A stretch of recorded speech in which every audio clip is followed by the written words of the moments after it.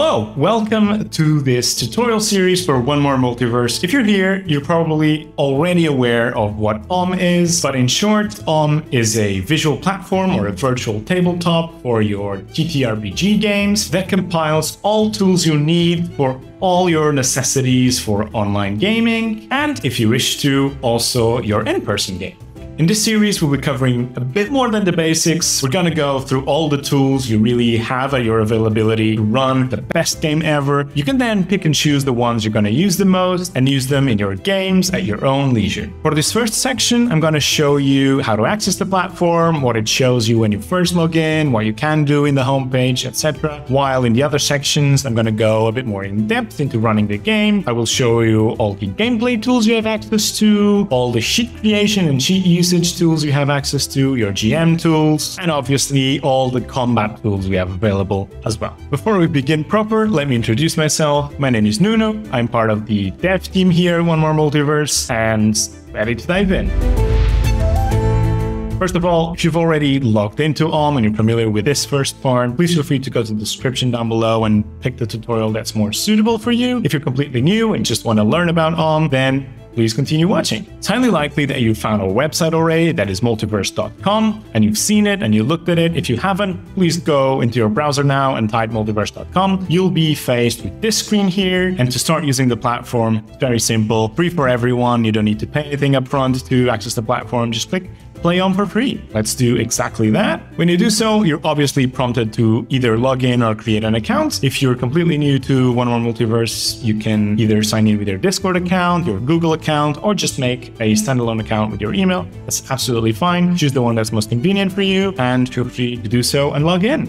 Great. We've logged in. The first time you log in, you'll be prompted with this page here. Immediately, you'll see you can do two things. You can create your first verse or create a character. If you want to create a character first, go ahead and do so. You'll be transported to our basic fantasy character builder, where you can choose your look, tweak your expression, tweak your face, tweak your outfits, your accessories, everything you might imagine is probably here. Then obviously give them a name, pronouns, write a short description about them, and you're ready to go. Before you confirm, you're faced with this beautiful character card that you can move around, have a very, very cool effect, add in a few more bits of information, add your stats if you want to. Feel free to play around with the layout, if you want horizontal, vertical, what background you want. And when you're ready to do so, you can either download the card or share it to Twitter. It will prompt you a link that people will be able to access and see this card in real time, or you can just copy the link that shows up when you share it and share it to any other social media. If you wanted to create your first verse instead, that's absolutely fine. You would have clicked the Create Your Verse button here. It would have transported you to our first timer tutorial. So you might be asking, why am I watching this video and also have a tutorial? Well, I'm not going to teach you the basic controls. That tutorial is there for that exact purpose. It should take you 2 minutes tops. Just go through it, read the text, see what we can do inside the platform. And if you've got any questions after that, then come back to the videos. I'm sure I'll answer them in my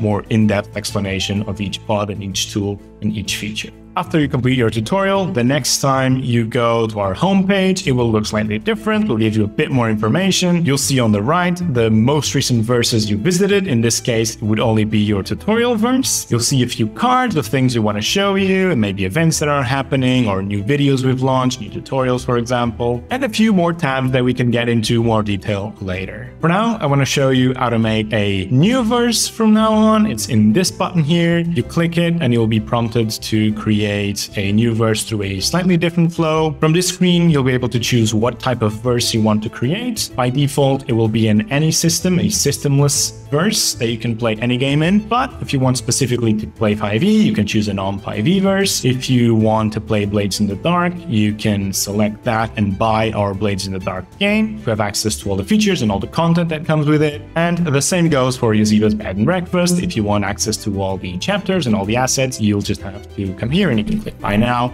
to purchase the game for this account.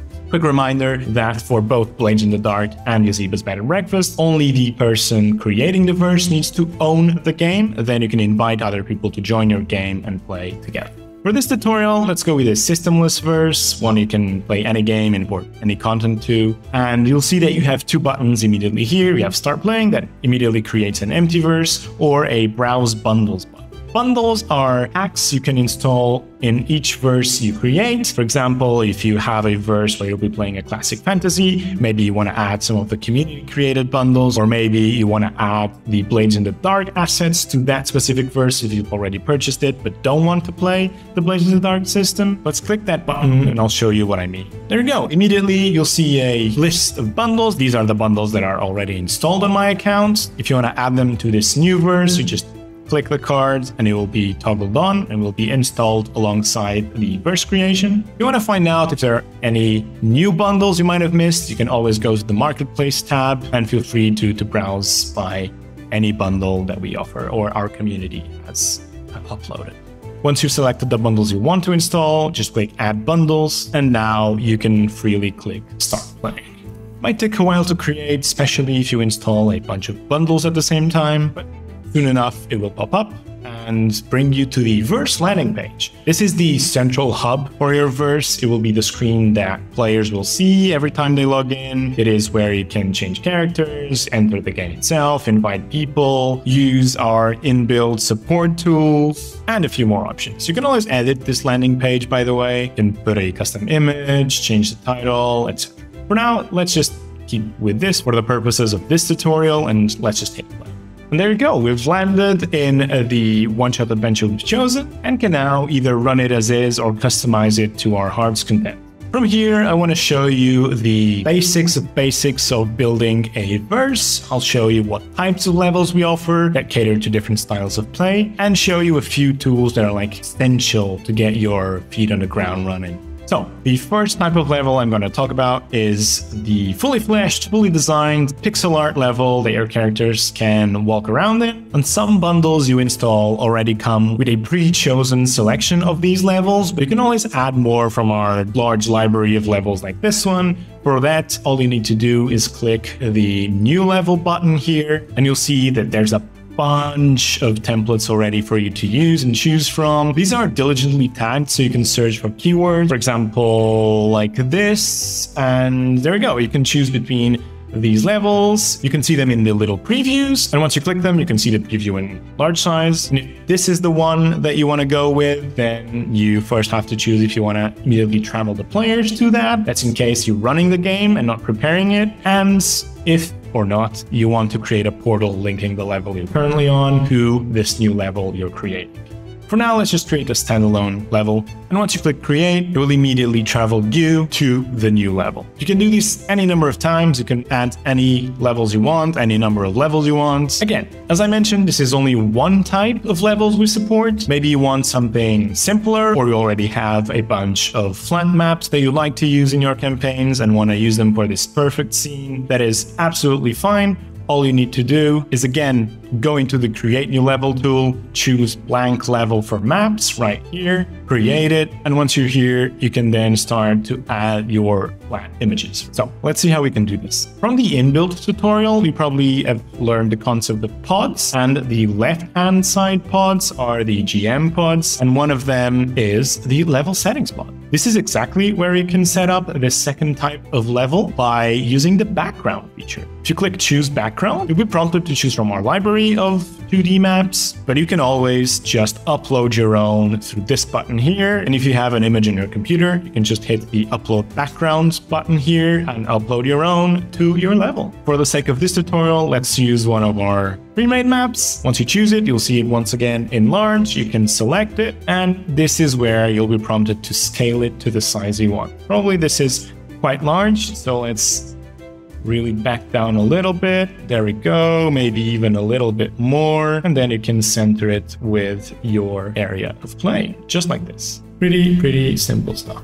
Once you're happy with how it looks, just click Set Map, and immediately it will crop the level size to the size of the map you chose. These are still fully walkable maps. You can use them for combat, you can lay a grid on top of them. We'll get into this a bit more detail in the combat tools video, but for now, let's leave it at this. The third type of level I want to talk to you about, it's not a level per se, because you just overlay something on top of existing levels, but it's a quick cinematic way to run away from your literal visualization of your maps. And you can use it when you have like a short scene, flashback, for example, something that you want to to quickly glance over or just have a conversation over without needing a literal visualization of your level. And for that, we're going back to the left-hand pods here, the GM pods, and this time we're choosing the cinematic pod. And right here in the bottom of the cinematic pod, we have something called a backdrop. This is exactly what we're going to be using. And as per usual, we have a library of them that you can choose from. You can also search for specific keywords. And once you find one you like, you just click it and it will completely take over the entirety of the literal level you have underneath it. Imagine you're running a game in a literal level in a cityscape and you meet an NPC that one of the players has met in a mountain pass years ago. Just pop in this or any other backdrop and immediately get transported to that flashback without needing to construct an entirely new level or even creating any new level.